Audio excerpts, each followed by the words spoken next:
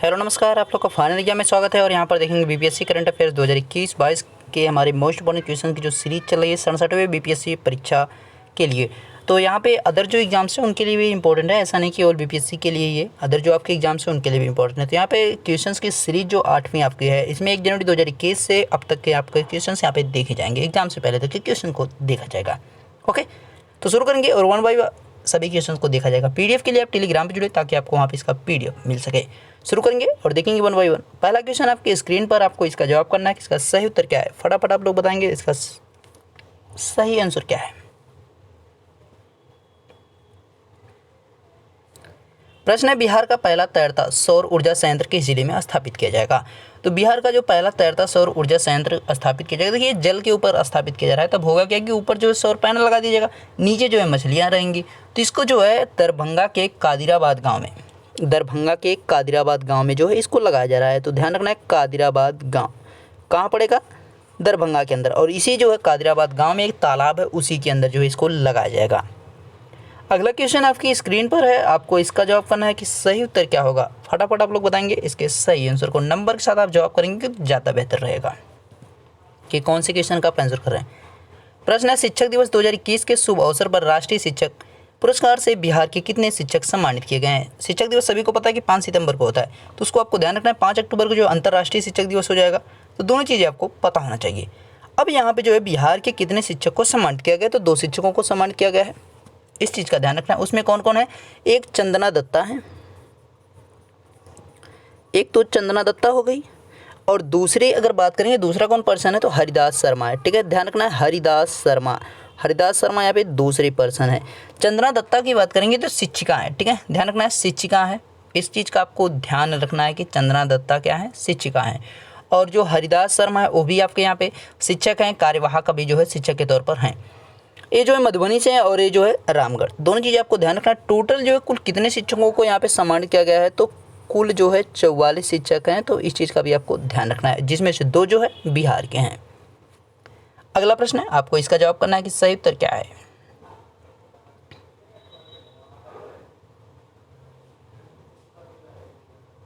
प्रश्न है, बुद्ध सम्यक दर्शन संग्रहालय बुद्ध की अवशेष को संरक्षित रखने के लिए एक स्मारक चिन्ह है। यह पुरातात्विक उत्खनन में कौन से स्थान पर मिला था। अब यहाँ पे देखिए कहाँ पे मिला है इसकी बात की जा रही है, मतलब इसको जो है जब पाया गया था उसकी बात की जा रही है। तो इसको वैशाली में पाया गया था। और जो बुद्ध सम्यक दर्शन संग्रहालय है वो कहाँ पे है, तो पटना संग्रहालय जो है उसी की बात की जा रही है, उसी में जो इसको रखा गया। पटना संग्रहालय जो है, पटना बुद्ध सम्यक दर्शन संग्रहालय, तो उसी में इसको रखा गया। पाया कहाँ पे गया था, वैशाली में। अगले प्रश्न को आप जवाब करेंगे कि इसका सही उत्तर क्या होगा। फटाफट आप लोग बताएंगे इसके सही आंसर को।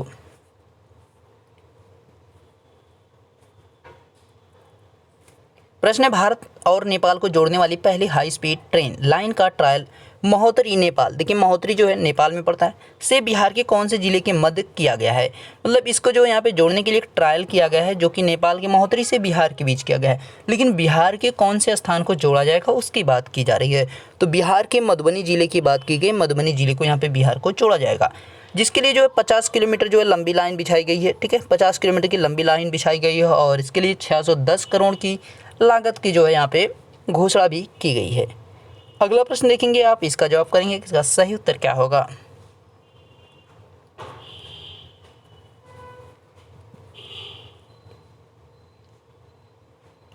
बिहार राज्य सरकार द्वारा किस जिले में नए एम्स की स्थापना मंजूरी दी गई। मतलब नया एम्स एक बनाया जाएगा, कहाँ पे बनाया जाएगा, तो दरभंगा में। ध्यान रखना कहाँ पे, दरभंगा में इसको स्थापित किया जाएगा। अगले प्रश्न को आप जवाब करेंगे, इसका सही उत्तर क्या होगा। फटाफट आप लोग बताएंगे इसका सही आंसर क्या है। जो आपकी स्क्रीन पर क्वेश्चन दिख रहा है, इसका क्वेश्चन है, सार्वजनिक बुनियादी ढांचा और उपयोगिता क्षेत्र में शीर्ष स्थान पर कौन सा राज्य रहा है। तो सार्वजनिक बुनियादी ढांचा और उपयोगिता क्षेत्र में जो रैंकिंग में है उसमें टॉप पे जो रहा है कौन सा राज्य रहा है, बिहार रहा है। तो इस चीज़ का ध्यान रखना है कि यहाँ पे जो है एक रैंकिंग ऐसी आपको देखने को मिली है, यहाँ पे सार्वजनिक बुनियादी ढांचा और उपयोगिता क्षेत्र की जो रैंकिंग है उसमें शीर्ष स्थान पे कौन रहा है, आपका बिहार रहा है। तो ध्यान रखना है, इंपॉर्टेंट है आपके लिए। अगले प्रश्न को देखेंगे और इसका आप जवाब करेंगे कि इसका सही उत्तर क्या होगा।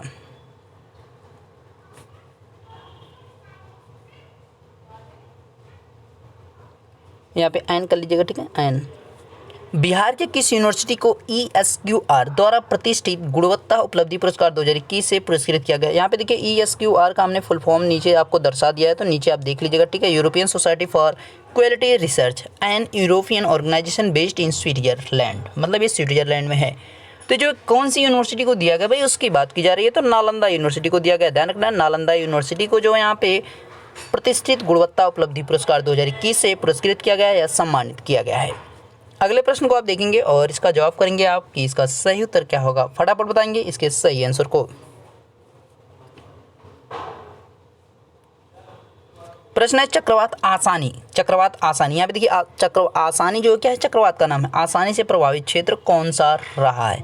तो आसानी से जो प्रभावित क्षेत्र है भारत का वो कौन सा रहा है? अगर इसके सही आंसर की बात करेंगे तो अंडमान निकोबार। तो अंडमान निकोबार से जो है ये म्यांमार की तरफ बढ़ रहा है, इसलिए जो है भारत का और कोई राज्य यहाँ पे इफेक्टेड नहीं है। यूटी जो है यूनियन टेरिटरी आपका अंडमान निकोबार, इसे केवल प्रभावित रहा है। अगले प्रश्न को देखेंगे और इसका आप जवाब करेंगे कि सही उत्तर क्या होगा। फटाफट बताएंगे इसके सही आंसर को।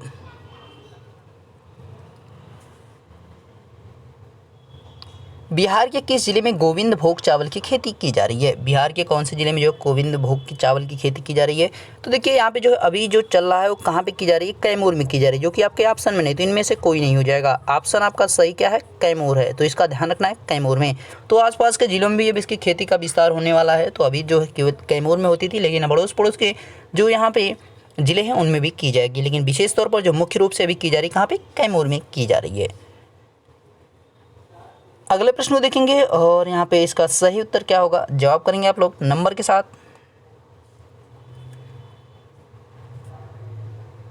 प्रश्न है टोक्यो ओलंपिक में कांस्य पदक विजेता भारतीय टीम का हिस्सा रहने वाले विवेक सागर बिहार के किस जिले से हैं? तो इस बार आपके भारतीय टीम ने जो है क्या जीता है? कांस्य पदक यहाँ पे जीता है। 41 ईयर्स जो है बाद जीता, यहाँ पे 41 वर्षों के बाद यहाँ पर भारतीय टीम ने कोई जो है पदक जीता है। किसमें? टोक्यो ओलंपिक 2020 में यहाँ पे जीता गया है, जो कि जापान में आपका हुआ है। तो अब यहाँ पे बताना क्या है, बिहार के कौन से जिले से? तो बिहार के सिवान से। तो बस इतना ही आपको याद रखना है। विवेक सागर आपका डायरेक्टली पूछ सकता है कि किस खेल से संबंधित है, तो भी आपको ध्यान रखना है, ठीक है। भारतीय हॉकी टीम का है, ध्यान रखिएगा, भारतीय हॉकी टीम का हिस्सा रहने वाले, केवल भारतीय टीम लिखा था तो भारतीय हॉकी टीम की बात की जा रही थी, उसको आपको ध्यान रखना है, ओके।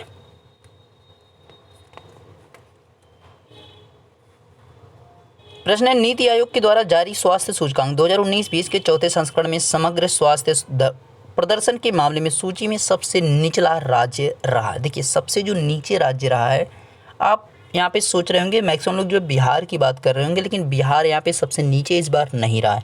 नीचे सबसे रहा है उत्तर प्रदेश। ध्यान रखना, टोटल जो 19 राज्य थे तो 19वें जो प्लेस पे रहा है आपका उत्तर प्रदेश रहा है, जबकि इससे एक वो आपका स्थान ऊपर 18वें स्थान पे आपका बिहार है। तो इस बार ध्यान रखेंगे कि इसमें जो है सबसे नीचे बिहार नहीं है। बिहार का जो रैंकिंग वो कौन सी है? 18वीं है, जबकि उत्तर प्रदेश उससे नीचे 19वीं पे। इसमें जो टॉप किया है वो केरला है। ध्यान रखेंगे केरला जो है इसमें सबसे ऊपर रहा है, ठीक है। ध्यान रखेंगे केरला सबसे ऊपर, पहले पे जो है केरला है। अगले प्रश्न को देखेंगे और आप इसका जवाब करेंगे कि इसका सही उत्तर क्या होगा। इसके जवाब करेंगे नंबर के साथ, आप जवाब करेंगे, मतलब 12वें प्रश्न का आप जवाब कर रहे हैं ऐसा बताएंगे आप। रक्तदान स्मार्ट कार्ड जारी करने वाला देश का पहला राज्य है। अब यहाँ पे देखिए आप हर चीज़ का स्मार्ट कार्ड देखना धीरे धीरे, तो वैसे जो है एक आपने जो है ब्लड डोनेट किया उस प्रकार से एक कार्ड भी बनाया जाएगा, ताकि जो है आपके ब्लड ग्रुप की जानकारी, आपने जो किसी को दान किया है, आपको कभी इमरजेंसी में जरूरत पड़ेगी तो सारी चीज़ आपके यहाँ पे इन्फॉर्मेशन उसको कलेक्ट करके एक कार्ड बनाया गया है। तो ये किस राज्य के द्वारा जारी किया गया है? बिहार स्टेट के द्वारा इसको जारी किया गया है। प्रश्न देखेंगे आपकी स्क्रीन पर जो है उसका जवाब करेंगे कि इसका सही उत्तर क्या होगा। क्वेश्चन थोड़ा बड़ा है, समय को यहाँ पे हम रिवाइज कर देंगे या इसको दोहरा देंगे। समय को आपको 20 सेकेंड इसके लिए दिया जा रहा है कि आप इसको क्वेश्चन को आराम से पढ़ सकें। फटाफट आप जवाब करेंगे इसका सही उत्तर क्या है। प्रश्न है बिहार पक्षी महोत्सव कलरव के बारे में नीचे दिए गए विकल्पों में से कौन आज सत्य है? पहला पॉइंट है यह बिहार राज्य के पर्यावरण वन और जलवायु परिवर्तन विभाग द्वारा आयोजित किया जाता है, एकदम सही है। पहला कलरव पक्षी महोत्सव 2021 जमुई जिले में स्थित नागी नकटी पक्षी अभ्यारण्य में आयोजित किया गया था, ये भी सही है। बिहार के राजकीय पक्षी घरेलू गौरैया के अस्तित्व को बचाने के लिए कलरव महोत्सव शुरू किया गया। भाई पक्षियों के महोत्सव यानी पक्षियों का महोत्सव है, जबकि यहाँ पे जो राजकीय उसका पक्षी है बिहार का घरेलू गौरैया, तो उसकी बात की जा रही घरेलू गौरैया को संरक्षित करने के लिए, उसको बचाने के लिए, उसके अस्तित्व को बचाने के लिए यहाँ पे जो है आपका क्या किया गया है, कलरव शुरू किया गया है। ठीक है, जो बिहार पक्षी महोत्सव कलरव है। दूसरा कलरव पक्षी महोत्सव 2022 भागलपुर जिले में आयोजित किया जाएगा। तो यहाँ पे क्या है कि सभी सही है, तो इनमें से कोई नहीं हो जाएगा, यानी कोई भी इसमें गलत नहीं है क्योंकि सभी सही है। भागलपुर को सिल्क सिटी के तौर पर जाना जाता है, ये भी आपको ध्यान रखना है। ठीक है, सिल्क सिटी किसको कहा जाता है, भागलपुर को। नंबर के साथ आप जवाब करेंगे किसके सही उत्तर को, कि इसका सही आंसर क्या होगा। प्रश्न है, नमामि गंगे प्रोजेक्ट के तहत बिहार के किस जिले में सीवेज ट्रीटमेंट प्लांट स्थापित किया जाएगा। यहाँ पे किया गया है, ठीक है, किया गया है। तो सीवेज ट्रीटमेंट जो प्लांट स्थापित किया गया, कहाँ पे किया गया है, पटना में, बिहार की राजधानी पटना में किया गया है। आपको अगले प्रश्न का जवाब करना है, किसका सही उत्तर क्या होगा, फटाफट आप लोग बताएंगे इसके सही आंसर को। क्वेश्चन है, बिहार सरकार के द्वारा 15 नवंबर को जनजातीय गौरव दिवस के रूप में मनाने का फैसला किया गया, किससे संबंधित। देखिए 15 नवंबर को जो जनजातीय गौरव दिवस के रूप में मनाया जाएगा, लेकिन अब यहाँ पे आपको सवाल ले देना जवाब कि जो जनजातीय गौरव दिवस है 15 नवंबर को यहाँ पे किसकी जयंती होती है, यानी ये किससे संबंधित है, तो ये जो है बिरसा मुंडा से संबंधित है। ध्यान रखना है, बिरसा मुंडा की जयंती होती है 15 नवंबर को, जिससे जो है जनजातीय गौरव दिवस के रूप में मनाया जाएगा। अगले प्रश्न को आप देखेंगे और इसका जवाब करेंगे कि इसका सही उत्तर क्या होगा, फटाफट बताएंगे इसके सही आंसर को।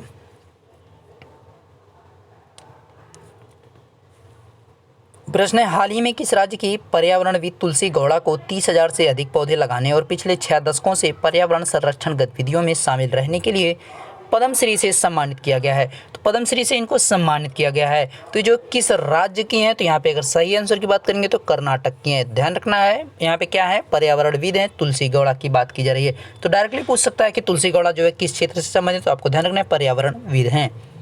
कितने पौधे लगाए हैं, तो उसको भी आपको ध्यान रखना है कि 30,000 पौधे उनके द्वारा लगाया गया है। 6 दशकों जो है पर्यावरण संरक्षण के क्षेत्र में जो है लगी हुई हैं, यानी उसी के क्षेत्र में जो है जुटी हुई है, खुद को समर्पित की हुई हैं, इसलिए जो है उनको दिया गया है।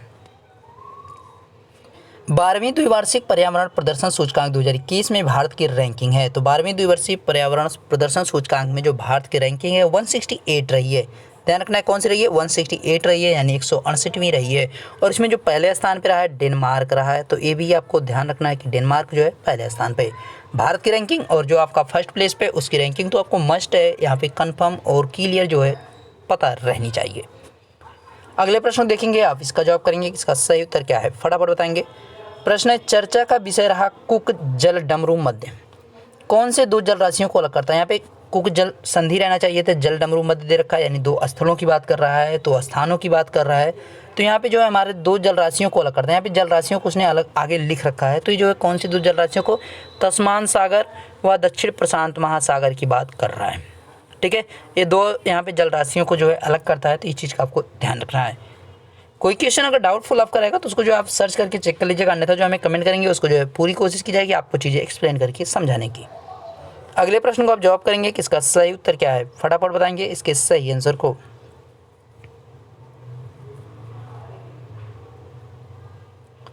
प्रश्न है, साहित्य अकेडमी अनुवाद पुरस्कार 2020 को बिहार के स्वर्गीय जितेंद्र नारायण झा को किस भाषा के लिए पुरस्कृत किया गया है। देखिए साहित्य अकेडमी अनुवाद पुरस्कार यानी किसी भाषा के जो अनुवाद करने की बात की जा रही है, यानी भाषाओं को जो अनुवाद कर सकता है उसके लिए दिया गया है। तो यहाँ पे स्वर्गीय जितेंद्र नारायण झा को ये पुरस्कार दिया गया है। तो किस भाषा को यहाँ पे अनुवादित किए थे, मैथिली भाषा की बात की जा रही है। अगले प्रश्न देखेंगे और यहाँ पे प्रश्न आपकी स्क्रीन पर आ चुका है, तो इसका जवाब करेंगे आप, सही उत्तर क्या है। प्रश्न है, 2021 में बिहार के पद्म पुरस्कार से सम्मानित हस्तियों में आसुमेलित का चयन करना है। देखिए पहली बात तो आपको यहाँ पे पहले पता होना चाहिए कि पद्म जो भूषण है कितने लोगों को दिया गया है। तो पद्म भूषण जो आपका दिया गया है, पद्म भूषण दिया गया है टोटल 10 लोगों को। उससे पहले थोड़ा सा हम बता दें कि जो कुल पद्म पुरस्कार है उसकी बात करेंगे। कुल जो पद्म पुरस्कार उसमें पद्म भूषण, पद्मश्री सबका मिला के कुल पद्म पुरस्कार जो दिए गए हैं 2021 के लिए वो कितने लोगों को दिया गया, 119 के, जिसमें से पद्म भूषण जो 10 को दिया गया है। अब यहीं पर पद्म विभूषण की अगर आप बात करेंगे, पद्म विभूषण की बात करेंगे तो एक कितने लोगों को दिया गया, इसकी अगर बात करेंगे तो 7 लोगों को दिया गया है। और पद्मश्री की बात करेंगे, अगर आप पद्मश्री की बात करेंगे, पद्मश्री तो पद्मश्री जो है 102 लोगों को दिया गया, तो इस चीज़ ध्यान रखना है। पद्म भूषण 10 लोगों को, पद्म विभूषण जो है 7 लोगों को, पद्मश्री जो है 102 लोगों को। अब यहाँ पे एक क्वेश्चन दे रखा है कि श्रीमती दुलारी देवी कला के क्षेत्र में जो है पद्मश्री, देखिए बिहार की हस्तियों की बात कर रहा है, बिहार के जो है टोटल 5 लोगों को ये सम्मान दिया गया है, जिसमें से जो है 4 को पद्मश्री दिया गया, 1 लोग को जो है पद्म भूषण दिया गया है। ठीक है, तो ध्यान रखना है 4 लोगों को क्या दिया गया है, पद्मश्री दिया गया है, और 1 लोग को पद्म भूषण दिया गया है। अब यहाँ पे आपकी स्क्रीन पर जो क्वेश्चन है उसी को आपको क्या करना है, जवाब करना है। श्रीमती दुलारी देवी जो है कला के क्षेत्र में पाई हैं, क्या पाई हैं, पद्मश्री, पहला तो एकदम सही हो गया। श्री रामविलास पासवान मरणोपरांत सार्वजनिक मामले, यहाँ तक तो ठीक है। पद्मश्री इन्हें नहीं दिया गया, क्यों, क्योंकि इन्हें जो दिया गया है पद्म भूषण दिया गया है। तो ध्यान रखना है यहाँ पे गलत कौन सा हो जाएगा, ए वाला गलत है, यानी यही आपका आंसर। उसने आज सुमेलित पूछा था, ध्यान रखना है। रामविलास पासवान को पद्म भूषण। श्री रामचंद्र मांझी कला के क्षेत्र में, इनको पद्मश्री दिया गया, एकदम सही है। श्रीमती मृदुला सिन्हा मरणोपरांत साहित्य एवं क्षेत्र में पद्मश्री, ये भी आपका सही है। और जो चौथे पर्सन यहाँ पे, क्योंकि बिहार में 5 लोगों को दिया गया, तो 1 2 3 4, तो 1 तो आपका यहाँ पे क्या है, पद्म भूषण दिया गया, बाकी 4 तो आपके पद्मश्री। तो एक जो आपका चौथा पर्सन आपका है जिसको पद्मश्री दिया गया है, उनके नाम की अगर आप बात करेंगे तो दिलीप कुमार है, दिलीप कुमार सिंह है, तो उनको लिख लीजिएगा आप दिलीप कुमार सिंह को। ठीक है, दिलीप कुमार सिंह है, तो उनको आप थोड़ा नोट कर लीजिएगा। जो यहाँ पे नेक्स्ट पर्सन है, यानी जो चौथे पर्सन है, दिलीप कुमार सिंह।